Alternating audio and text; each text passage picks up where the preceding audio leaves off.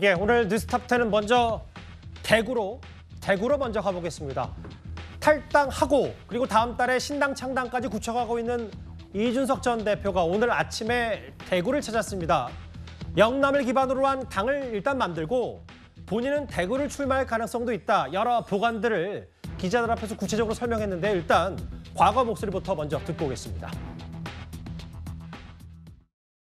대구의 정치 자체가 지금 자존심이 많이 꺾인 것에 대해 가지고 보완이 필요한 것이 아닌가. 대구에도 말하고 싶어하는 젊은 사람 많고요. 이번에 만약에 대구 시민들한테 제가 무언가 역할을 하든 안 하든 드리고 싶은 말씀은 저 또는 다른 사람을 통해 가지고라도 이념의 강을 넘어주십시오. 하나하나 짚어보겠습니다. 먼저 이현종 의원님. 네. 사실은 이준석 전 대표가 최근에 본인의 대구 출마 시사를 조금씩 군부를 좀 떼긴 했었는데 네. 오늘 기자들 앞에서 구체적으로 이런 얘기를 했어요. 신당을 창당하면 대구 출마를 회피하지 않겠다. 가장 반개혁적 인물과 승부를 볼 것이다. 라고 이야기를 했습니다. 일단 이제 노원병, 본인이 3번 출마했던 노원병은 머릿속에서 지운 겁니까? 뭐 그런 것 같습니다. 왜냐하면 지금 결국은 지역 정서에 기대겠다 이런 거 아니겠습니까? 회피하지 않겠다고 그러는데요. 제가 볼 때 회피하지 않은 것보다는 그냥 본인이 적극적으로 간다는 뜻이겠죠. 왜냐하면 노원병에서 3번이나 선거에 떨어졌습니다. 자, 그렇다 보니 본인이 거기서는 승산이 없다. 물고 나서서라도 일단 국회에 들어오겠다는 판단하에서 그렇게 뭐 청년 정치 등등 이야기를 했지만 결국은 지역 정서에 기대는 정치를 하겠다는 뜻 아니겠습니까? 예. 아버지 고향에서 밀어달라 뭐 이런 뜻일 것 같은데요. 글쎄요. 본인이 지금 대구에 대해서 이념의 강을 넘어달라고 이야기했는데 대구가 언제 이념에 포획돼 있었습니까? 이게 잘못됐다는 이야기인가요? 저는 제가 대구 출신입니다만은 그러나 대구가 언제든지 이념에 포획됐다 저는 그런 생각하지 않습니다. 즉 대구는 항상 보수의 고향이었고 또 나라의 올바른 방향에 대해서 제시해왔다 저는 그렇게 봅니다. 예. 즉 산업화의 중심이었고요. 또 민주화의 어떤 저는 중심이었다고 자부를 하고 있는데 대구가 언제 이념에 포획되어 있었던 것인지 그거를 깨러 가겠다라고 하는데 그럼 그동안 대구가 잘못 생각하고 있었다는 이야기인가요? 저는 저걸 가지고 대구에서 승부를 걸겠다는 것 자체가 일단 이야기가 안 되는 것이고 또 예. 하나는 본인이 정치를 시작하면서 결국은 무슨 혁신적인 정치, 청년 정치 주장을 했는데 그러면 대구 지역 정당을 만들겠다는 것은 구태 아닌가요? 우리가 지역 정당을 탈피하자라고 그동안 얼마나 이야기했습니까? 예. 그런데 새로운 정치를 하겠다는 이준석 전 대표가 결국 지역 정치를 하겠다? 이거는 어떻게 설명할 건가요? 즉 자기가 당선 가능한 그런 곳에 가겠다는 것인데 글쎄요. 과연 대구가 이 선택을 받아들일지 저는 굉장히 부정적으로 보고 있습니다. 다시 한번 볼게요, 화면을. 그러니까 이현종 의원 말씀은 신당을 만들면 뭐 당시 이제 새로운 당에서 요구를 하면 대구 출마하라고 본인에게 얘기하면 회피하지 않겠다. 이게 뭐 말장난이라고 본다. 혹은 이게 오히려 구태 정치 아니냐라고 하셨는데 상대당 입장에서 봤을 때 여선호 행정관님, 이준석 전 대표에게 대구 출마가 도전, 험지냐 아니면 뭐 따뜻한 양지로 가는 거냐 어떻게 좀 판단하세요? 약간은 조금 쉬운 대로 간다는 느낌이 들긴 합니다. 왜냐하면요, 그 홍준표 시장이 무소속으로 당선됐잖아요. 어쨌든 저쪽에 가면은 보수 정치인들 입장에서 보면은 대구에서는 어떻게 좀 판을 흔들어 볼 수 있다 이런 좀 판단을 하고 있을 수밖에 없는 것 같고요. 예. 지금 뭐 서울 수도권은 사실상 뭐 국민의힘 또 이제 이준석 신당으로는 좀 어려우니까 영남에서 조금 따뜻하게 가보려는 이러는 속셈이 아닐까 이런 생각이 좀 들고요. 예. 그래서 최근에는 이제 홍준표 시장이랑 굉장히 좀 가까워지고 있잖아요. 뭐 두 분이 이제 뭐 친해졌다가 멀어졌다가 뭐 그러기도 했는데 지금은 거의 이제 뭐 입장을 같이 하고 있는 것처럼 보이니까 혹시나도 그 홍준표 시장의 뭔가 이 조금 뭐라 그럴까 영향력 이런 거에 좀 기대는 것도 있지 않을까 이렇게 좀 생각을 해봅니다. 그러니까 여선호 행정관께서는 비슷한 청년 정치이시니까 실제로 호기롭게 이준석 전 대표가 여러 정치를 꿈꿨던 거에 비해서는 다소 좀 대구 출마가 좀 미약하다고 보시는 거예요? 그렇죠. 그런데 이제 뭐 대구 출마를 거의 뭐 사실상 뭐 확정 지은 건 아니고 그러면서 일부러 이제 광주도 가능성 있다 이렇게 좀 열어둔 측면에 보험을 좀 두지 않았나 예. 이렇게 좀 보고 있습니다. 아성을 깨는데 도전하겠다고 했고 가장 반개혁적 인물과 승부를 보일 것이다. 뭐 거의 저 정도면은 사실상 대구 출마를 본인은 마음을 굳힌 것과 다름이 없을 텐데요. 그러면 이준석 전 대표가 대구에 나간다면 구체적으로 어디 지역구에 어떻게 나갈지에 대해서도 여러 말들이 벌써부터 나오고 있습니다. 그 가운데 언급되는 게요. 바로 여기. 그럼 도대체 누구냐? 반개혁적 인물이 국민의힘 당대표를 두고 과거에 싸웠던 5선의 주호영 의원의 이름이 벌써부터 오르내리고 있습니다. 우리가 에베레스트를 원정하려면 네. 동네 뒤산만 다녀서는 안 되고 예. 설악산이나 지리산 등 또 중간 산들도 다녀보고 원정대장을 맡아야 하지. 영선이니까 예. 국회의원도 안 돼보니까 예. 어떻게 하겠느냐 이런 예. 거였는데 그래서 제가 아니 그럼 804만 오르던 분이 예. 어떻게 지휘하겠냐. 근데 대구 지역에서만 출마하시던 분이 어떻게 선거 전략을 수도권에 수립할 수 있겠느냐. 어디에 나갈까? 저희가 이런 지도까지 준비하는 거 보니까 진짜 총선이 얼마 남진 않은 것 같아요. 대구 지역구에는 총 12명의 현역 국회의원이 있습니다. 주요 인물 가운데는 경제부총리 일단 여기까지 하고 달성해서 출마를 준비하고 있는 추경호 경제부총리, 그리고 현 원내대표인 윤재혁 의원이 달서을, 북구갑의 양금희 의원, 그리고 수성을의 이인선 의원. 그런데 이제 수성 쪽에 대한 여러 가지 대구 얘기가 나오니까 저혁진 변호사님. 네네. 주호영 전 원내대표, 주호영 의원 지역구의 이준석 전 대표가 가는 거 아니냐. 물론 이 전 대표는 직접적인 언급은 피하고 있습니다만 어떻게 좀 전망하세요? 일단은 제가 봤을 때 지금은 출마는 불가피하다. 신당을 만들어서 출마는 불가피하다. 왜냐하면 본인이 한 이야기가 있기 때문에 제일 좋았다라고 하는 것은 지금 여당에서 좋은 지역구를 받거나 비례대표를 받거나 그런 걸 원하지 않았을까 저는 개인적으로 그렇게 추측을 했는데 지금 최근에 일어났던 일련의 상황에서 출마는 불가피한데 구도를 제가 봤을 때는요. 개혁 대 비개혁이라는 반개혁이라는 이런 프레임을 짰지만 말은 그렇게 했지만 실질적으로는 둘 중에 하나를 생각했을 것 같아요. 첫 번째는 당연히 당선 가능성. 그다음 두 번째는 낙선에도 가장 면피할 수 있는 가능성. 그런데 누가 봐도 지금 당선 가능성은 희박하지 않습니까? 대구에서 출마한다고 해서 당선될 확률이 10%나 될까? 저는 그런 생각이 드는데 그렇다라고 하면 결국 후자를 생각할 수밖에 없지 않겠는가. 그런데 뭐 예컨대 양금희 의원하고 붙어가지고 탁 낙선하는 것보다 주호영 대표 정도 되는 사람하고 붙어서 낙선하는 것이 그나마 낫지 않겠는가. 저는 그런 생각이 들고요. 그런데 주호영 대표를 공격하려면 결국은 반개혁이라고 공격을 해야 되는데 반개혁이라고 하는 것은 지금 정부 실정이 아니냐. 지금 정부 실정이 된 것은 반개혁이다. 이런 구도를 짜고 결국은 저 정도에서 또 더군다나 지역 자체도 대구에서는 뭐 수성갑이 굉장히 좋은 데라고 제가 들었거든요. 전반적으로. 그래서 그런 의미에서 전반적으로는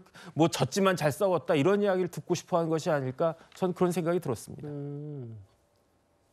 여기 지금 대구에 사실은 뭐 국민의힘에 TK 출신 당 지도부가 많았기 때문에 뭐 이준석 전 대표가 누구를 염두에 두고 얘기한 건지 모르겠습니다만 특히 주호영 원내대표 사실 앞서 화면에서 만나봤다시피 당 대표를 두고 싸웠을 때부터 과거 여러 뭐 공방이 좀 있었기 때문에 근데 여기 주호영 의원이요. 다음 화면을 보겠습니다. 설전 변호사님. 인요한 위원장이 언론 인터뷰에 잠깐 언급했다가 언급하지 않았다고 다시 바로잡은 게 바로 주호영 의원 불출마나 혹은 험지 출마라는 그 명단 중에 어제 본인 의정 보고서에서 대구에서 정치 시작했으면 대구에서 마치는 것이다.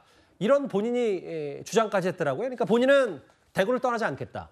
네, 저는 주호영 의원이 떠나시지 않을 거라고 저는 확신합니다. 그러니까 주호영 의원은 만약에 공천이 되지 않으면 무소속으로 나오셔서 되시거든요. 그러니까 상당히 어쩌면 저는 개인적으로는 주호영 의원을 보수에 있어서도 상당히 합리적이시고 어떤 보면 국정 운영이라든지 의정 활동이라든지 이런 걸 비춰봤을 때 충분히 대화의 어떤 상대방이 될 수 있는 의원이라고 생각을 하거든요. 저는 주호영 의원이 말씀하신 내용도 충분히 일리는 있다고 봅니다. 아니 정치인에게 어떤 출마의 자유 이런 것까지 강제한다는 것은 오히려 저는 이것이 반민주주의에 해당한다고 보고요.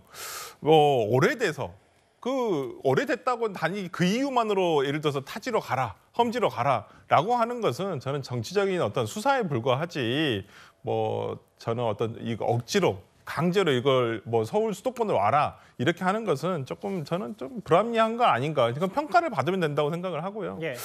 저는 그 이준석 대표에 대한 얘기가 좀 나왔습니다만 저는 개인적으로는 이준석 대표가 대구에서 출마를 하는 것은 저는 없을 거라고 봐요. 하지만 저는 굉장히 이준석 전 대표의 그 대구의 일정 이제까지 행보를 한 것 중에서 가장 기억에 남는 것은 2022년도 지난 1년 전이었을 거예요. 한 9월 달 정도에 김광석 거리에서 아마 양도구역으로 징계를 받은 후에 거리 연설을 한 적이 있었습니다. 대구에서. 저는 그때도 아마 대구에 있는 지역 정치인들에게 대구 시민들을 향해서 꾸짖어 달라. 이 사람들이 정말 정부 비판이라든지 자유롭게 어떤 지적을 할 수 있도록 당내에서 활동할 수 있도록 그런 비판을 해달라고 했지만 결국 1년이 지난 얼마 전에도 살찐 고양이라고 비유를 하면서 이준석 대표는 대구에 있는 의원들을 약간 뭐 질책을 했거든요.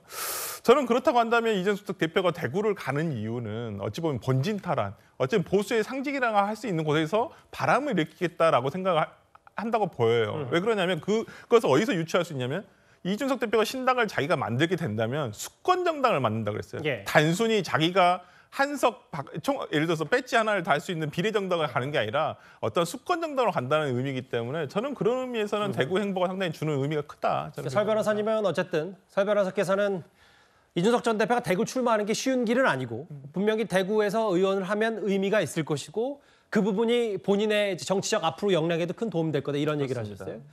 지도 한번 대구 지도 다시 한번 볼까요? 말 나온 김에 한 분씩 다 여쭤보는 게 나을 것 같아서 이현정 의원님. 네. 이준석 전 대표가 대구 출마하면 어디 출마한다는지 혹시 들으신 거 있으세요? 뭐 들은 건 없고요. 뭐 본인이 아마 출마하게 되면 이제 대구의 강남이라고 하는 뭐 수성이 이제 가장 핵심적인 될 테니까. 거기 예전에 이제 김부겸 전 총리가 당선된 지역이기도 합니다. 아무래도 거기에 이제 대구 지역에서 꽤 이제 오피니언 리더들이 많이 몰려 있는 곳이니까요. 뭐 그런 곳을 출마하지 않을까라는 뭐 생각도 드는데. 근데 이제 보면 그 지금 이제 주호영 의원이 보면 뭐 YS와 뭐 바이든이 뭐 지역구를 옮겨나오는데 근데 본인이 YS하고 비슷한가요? 뭐 그런 거는 저는 비교가 안 된다고 생각이 들고 그건 결국 아마 지역민들이 판단할 겁니다. 결국 5선이나 하면서 과연 어떤 성과를 얻었는지에 대한 냉정한 판단을 할 것이고 뭐 당에서 결정을 내릴 것이고 그리고 거듭 이야기를 하지만 지금 이제 도대체 그러면 이준석 왜 대구를 선택했는가에 대한 근거가 있어야 돼요. 명분이요? 그러니까 이유가 있어야 될 거 아닙니까?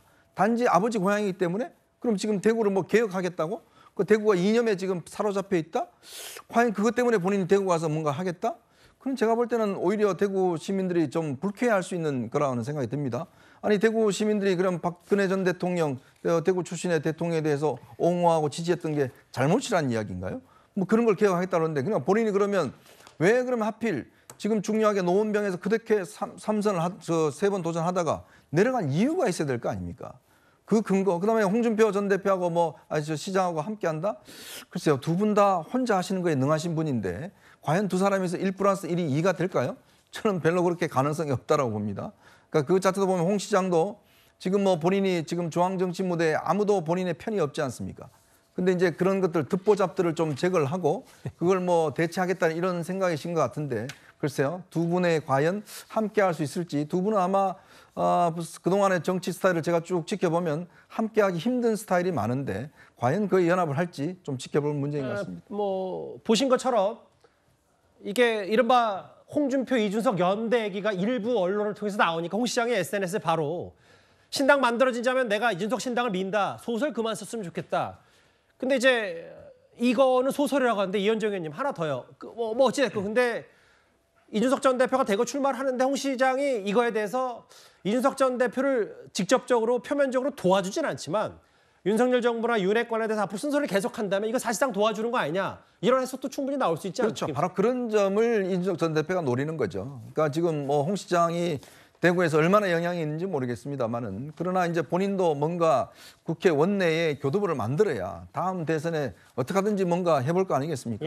그런 판을 짜기 위해서는 결국은 이준석이라는 도구를 이용을 해서 판을 한번 흔들어야 되는 것이고 그 필요성이 아마 본인도 할 텐데 뭐 전면에 나서 돕지는 못하겠죠. 그렇지만 실적으로 뭐 비판을 하지 않고 또 국민의힘에 대해서 계속 비판한다 그러면 사실상 그게 이준석 전 대표를 돕는 일 아니겠습니까? 뭐 그런 걸로 해서 저는 연대가 형성될 수 있겠지만 그러나 결국은 두 사람 중에 그럼 누가 할 겁니까?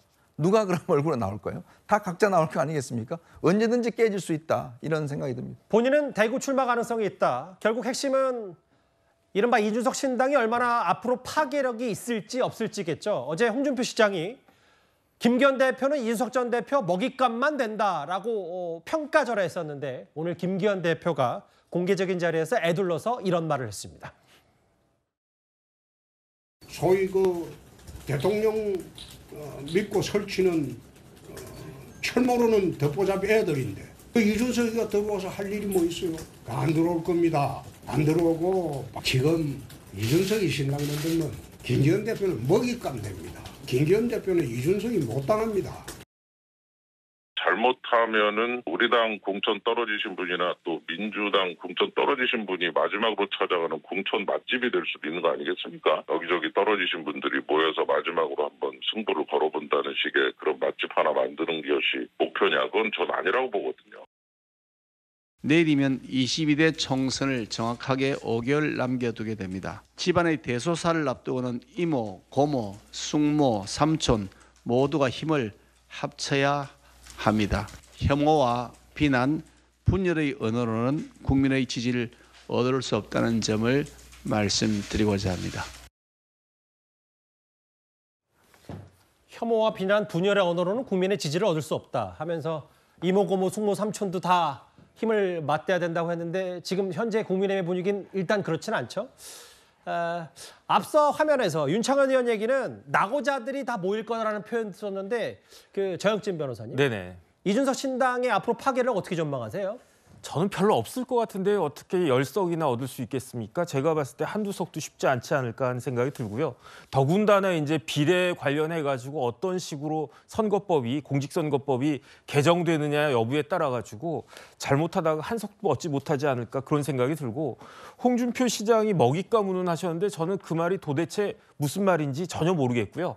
그다음에 이제 윤창현 의원이 뭐 맛집이라는 말씀을 하셨는데 아니 떨어진 사람들이 여기저기 이렇게 공천에서 떨어진 사람들이 어중이 떠중이 이렇게 모이는 곳이 그게 맛집입니까? 맛집이라고 하면 뭔가 시그니처 메뉴가 있어서 사람들 줄 쫙 서는 데가 맛집인데 그런데 이 집에서도 안 팔리고 저 집에서도 안 팔리고 한 것들을 모아놓은 게 어떻게 이렇게 맛집이 될까? 저는 그런 생각이 들고요. 내년 총선은 제가 봤을 때 지금 우리나라 그 정치 지형은 지지보다도 역지지가 저는 훨씬 더 강하다고 보거든요. 그러니까 차악을 뽑을 수밖에 없다 이 말씀하시는 그렇죠. 거예요? 민주당을 지지하기 때문에 민주당을 찍는 게 아니고 예. 여당에 여러 가지 그 문제가 있다라고 생각하니까 민주당을 지지한 사람들이 훨씬 많고요. 마찬가지로 여당도 여당이 잘해서 뽑아줘야 되겠다기보다 어떻게 민주당 같은 정당에다가 내가 표를 주느냐. 그렇기 때문에 도대체 안 되겠다라는 생각을 가지고 투표한 경향이 내년에 훨씬 더 많을 것 같다는 생각이 드는데 그런데 그런 상황에서 제3당이 들어오게 되면 오히려 내가 그 제3당을 지지함으로써 내가 싫어하고 혐오한 정당이 득세할 수 있다는 그런 생각을 갖고 있는 사람들에게 그 제3당이 설 수 있는 여지가 될 수 있을 것인가. 제 생각에는요. 우리나라는 제3당이 꼭 필요한 그러한 상황이긴 한데 그러한 제3당이 제대로 등장하려면 정치가 어느 정도 안정이 돼서 이 정도면 이제 됐다. 이 정도면 이제 한번 해볼 만하다. 그런 상황이 되어야 되는데 아직까지는 그런 상황은 요원하다고 저는 그렇게 생각이 듭니다.